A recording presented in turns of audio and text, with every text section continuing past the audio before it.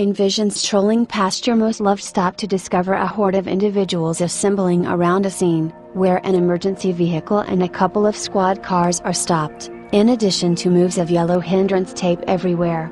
Your interest starts to come upon you and you stroll towards the scene. Once you've achieved the spot, you see a blood-splashed dormant body sprawled on the floor simply like in the motion pictures. You can't resist the urge to frame a progression of inquiries in your psyche. Why was she murdered? Who might do a wonder such as this? Was there a firearm? Questions like these aren't as simple to be replied as one would envision, and not as hard either. Criminological science has empowered us to answer such inquiries through a couple of strategies. One of the techniques is by gathering fingerprints. How precisely does one gather and investigate fingerprints? The initial step is by finding the protest or surface which you think was touched by the criminal.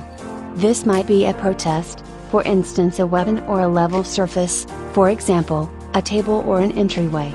Search for somewhat unmistakably unique finger impression checks at first glance and brush legitimate hued powder which is effectively observed at first glance with a brush.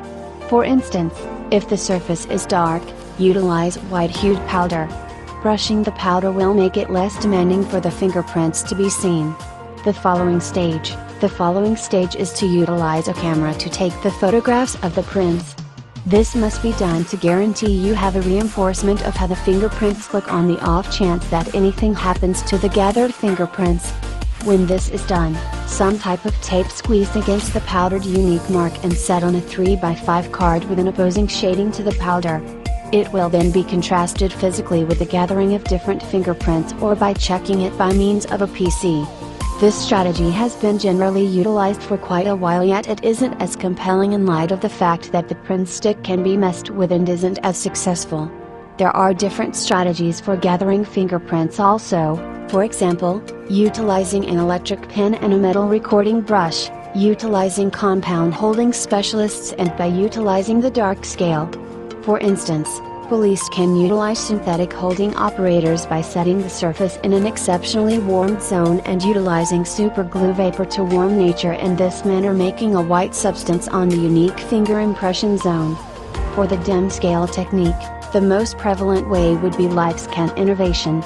LifeScan innervation bargains of a glass cushion which will be utilized to acquire the prints are then handed off to the database.